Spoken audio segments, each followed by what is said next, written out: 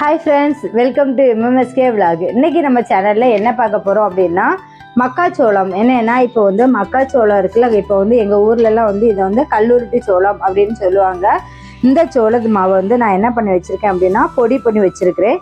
இந்த பொடி பண்ணி வச்சுருக்கிற மக்காச்சோளத்தை வந்து நான் இதுக்கு வந்து 2 பவுல் எடுத்துருக்கிறேன். இந்த 2 பவுல் எடுக்கும்போது நம்ம 4 பேர் வந்து தாராளமாக வந்து சாப்பிட்லாம். இந்த 2 பவுலுக்கு வந்து நான் வந்து கொஞ்சம் வந்து இப்போ வந்து கொஞ்சம் ஃப்ரை பண்ணி வறுத்து நம்ம வந்து எடுத்துக்கலாம். வறுத்து எடுத்துட்டு இதில் வந்து நம்ம என்ன பண்ணலாங்கிறத நம்ம பார்க்க போகிறோம். 4 பேர் வந்து தாராளமாக இதுவும் சாப்பிடலாம். ரொம்பவே வந்து உடம்புக்கு ஹெல்த்தியானது. இதை எப்படி செய்யலாங்கிறத நம்ம பார்க்குறோம். ரொம்ப நியூட்ரியன்ஸு ப்ரோட்டீன் சத்து அதிகமாக வந்து இருக்குது.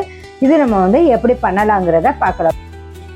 நான் இந்த பவுலுக்கு 2 பவுல் வந்து மாவு எடுத்துருக்கிறேன்.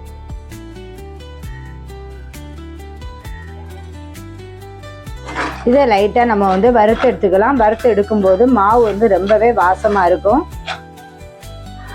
வறுத்தாச்சு. இந்த மாவை வந்து ஒரு பவுலுக்கு வந்து மாற்றிக்கலாம். இதை மாற்றி நம்ம வந்து அடுத்தது என்ன பண்ணலாங்கிறத பார்க்கலாம். இதுக்கு கொஞ்சம் உப்பு சேர்த்துக்கலாம். டேஸ்ட்டுக்கு வந்து நம்ம உப்பு சேர்த்துக்கலாம். மாவு எவ்வளோ இருக்கோ அதுக்கேற்ற மாதிரி நம்ம உப்பு சேர்த்துக்கலாம்.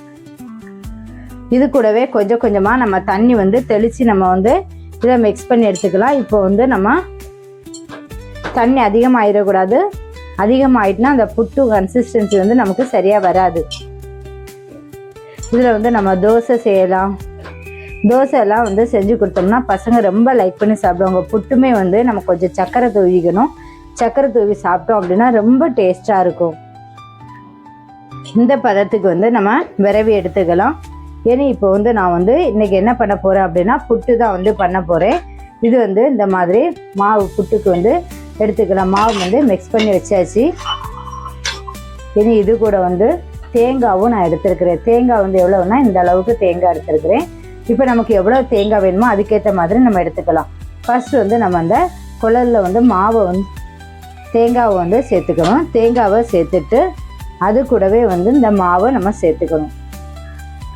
தண்ணி கொதிச்சாச்சு. நம்ம வந்து மாவு ஃபுல்லும் போட்டுட்டு இதில் கொஞ்சம் தேங்காவை பூ வச்சுட்டோம்னா ரொம்பவே டேஸ்ட்டாக இருக்குது. இன்னும் ஒரு 5 மினிட்ஸில் வந்து இன்னும் மேலே ஆவி வந்தோன்னா நம்ம எடுத்துடலாம். மார்னிங் பிரேக்ஃபாஸ்ட்டுக்கான சோள மாவு புட்டு ரெடி ஆயாச்சு. எப்படி இருக்குன்னு பாருங்கள்.